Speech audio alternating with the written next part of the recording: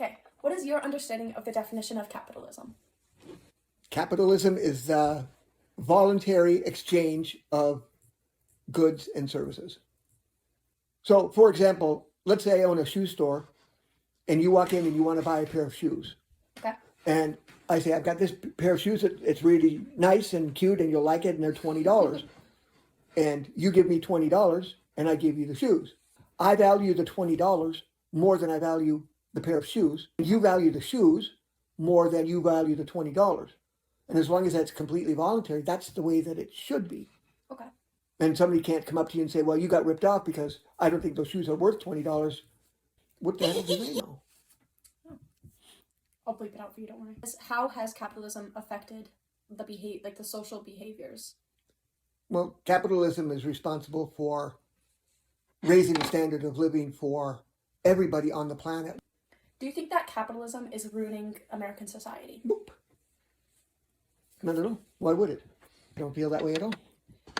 There are other things that are ruining or having to go at our society that pretend to be capitalism, but they're not. Like what?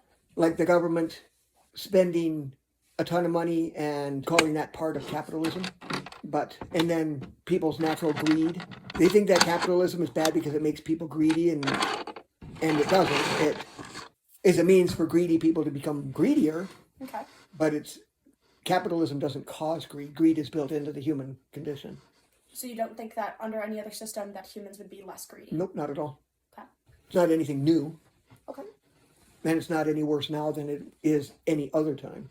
Do you think that capitalism is the best possible system that the United States could have used? Yeah, because all of the other systems are not based on free exchange of goods and services. Okay.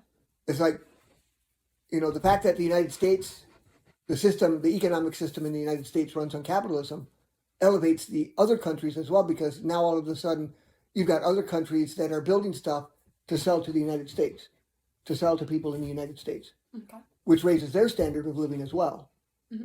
And before the United States, the default condition was you are not allowed to buy whatever you want and pay whatever you think is fair.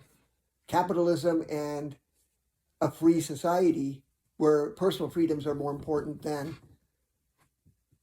the greater good, so to speak, the collective good. The only reason it exists today is because it is because we invented it, we promoted it, we practice it, and every other country does not. So would it be accurate to say that you think that capitalism is a vehicle for greed, but not necessarily Nope. the cause? Nope. Okay. Nope, because there's greed under all of the other forms of economic systems as well. And you gotta make sure you distinguish between a system of economics and a system of government. They're not the same. They're not equivalent, and you can't draw equivalencies between the two. Okay. Because that would be like comparing apples and Volkswagens. You just can't do They it. both kind of have that round bubbly shape. Well, What role do you think capitalism plays in overconsumption and materialism? no, there's more stuff to consume, but you don't have to. The overconsumption is a function of greed, Okay. not a function of capitalism. But do you think that capitalism makes it easier to be greedy? No. I think people are greedy whether or not they have easy access to stuff or not. Okay. Because greed is a human condition, and capitalism is an economic system. Don't you think capitalism makes it easier for the average person to be greedy when it comes to possessions than it would be if... No. Correct? Okay. Greed comes from within, Okay. and capitalism is an external system. They're not related. Okay. Greed is greed. Would you say that if you flip it around, that greed is what led us to capitalism? Nope, Okay. not at all. Okay.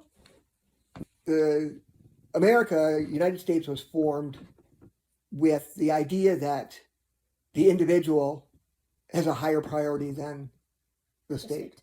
And that's why we have individual freedoms as enumerated in our Constitution as given to us by our Creator and not by other humans, that we have the right to think for ourselves, speak our mind, have a free press, and so on. But that doesn't have anything to do with capitalism. Okay. Capitalism is an expression of those freedoms.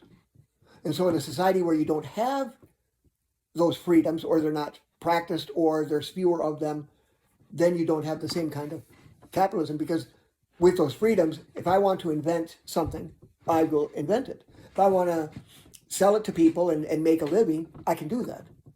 Under other forms of government or other economic systems, you can't, because other people tell you what you can and can't make. It's not, the system of capitalism doesn't exist without the freedoms that our Constitution gives. So it was almost natural that our system of economics prioritized individual production and control. Innovation. It's slid over the past 30 or 40 years into corporatism, where you've got large corporations and it becomes more corporate. And we can all see the result of that if you go down Main Street of any small town anywhere. If there's a Walmart within 30 miles. Robbie Strand, business teacher at Rushford Peters High School. Mr. Strand, what is your understanding of the definition of capitalism? That private businesses are owned by people and not the government, and it encourages free market trade between consumers and private businesses. Okay. Do you think that capitalism is the best economic system that the United States could have? Yeah, but total capitalism is doomed to fail, so you have to have some government regulation in there. Okay. But yeah, I like that better than the alternative. Yeah. Just because I think if the government is in charge of everything, that doesn't work for our country, because we're too big and we have too many personalities and people like to own things and have their own land, and that's kind of how our country was started. So I don't want to go the other route, and that's better. Okay. And Mr. Strand, do you think that capitalism is ruining American society?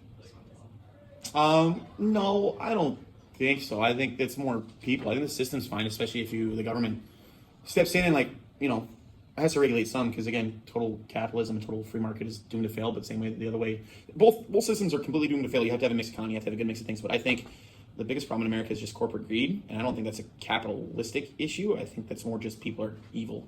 Money is bad, not bad, but too much money is not a good thing, and there's too many people with lots of money that are trying to get more money.